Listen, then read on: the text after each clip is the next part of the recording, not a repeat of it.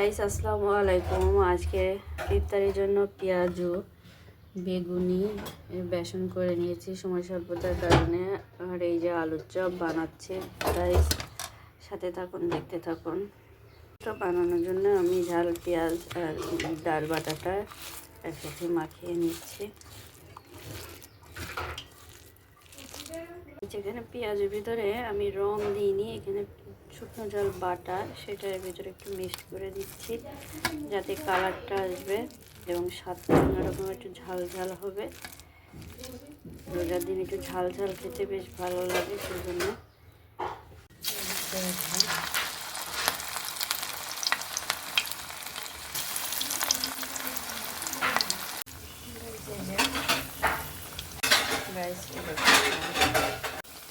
এই যে পেঁয়াজগুলো সব দিয়ে দিয়েছি। এখন নাড়াচ্ছি। রাইস দেখুন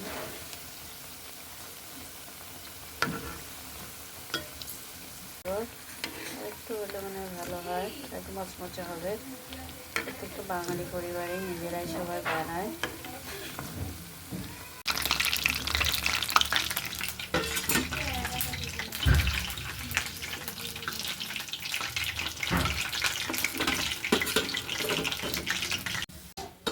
পেঁয়াজ হয়ে গেছে, এখন এই যে আলুর চপগুলো দিয়ে দিচ্ছি।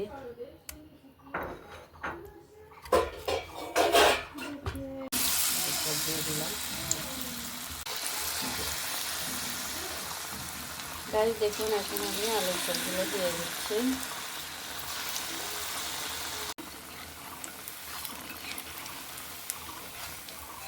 উল্টায় দিলাম।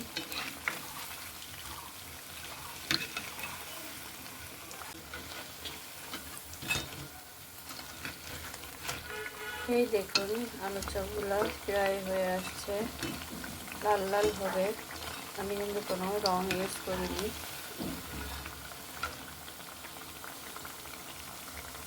গাইস আলুর চপ হয়ে গেছে। এখন আমি যে নামাচ্ছি, একটু ধরাই দিই তেলটা। দেখুন কি সুন্দর রং আসছে। আমি কিন্তু কোনো রং ব্যবহার করি নাই, তারপরেও রং আসছে। দিচ্ছি বেশ কয়েকটা। তো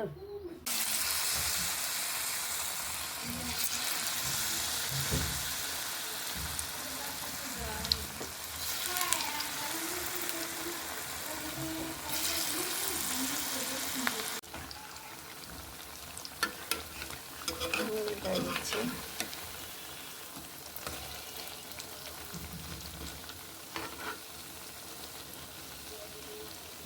এই যে দেখুন আমার আলুর চপ হয়ে গেছে।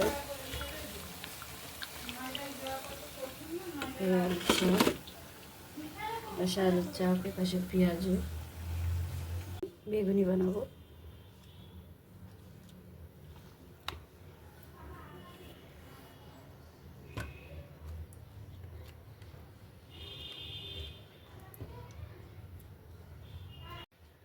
গাইস এই যে বেগুনিটা আমি ভিজিয়ে নিচ্ছি বেসন দিয়ে একটু ভালো করে।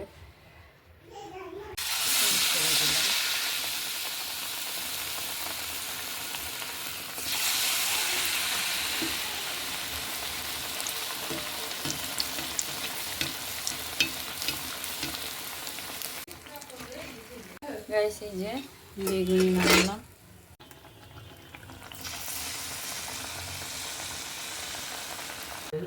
গাইস এই যে আমার বেগুনি হয়ে গেছে। এখন আমি পরিবেশন করার জন্য ইফতারি বাড়বো। গাইস এই যে আমার পেঁয়াজ ও আলুর চপ বেগুনি বানানো হয়ে গেছে। আর এখন এই যে ইফতারিগুলো এখন বাড়বো সবার জন্য। এই হলো আজকের ইফতারি আয়োজন।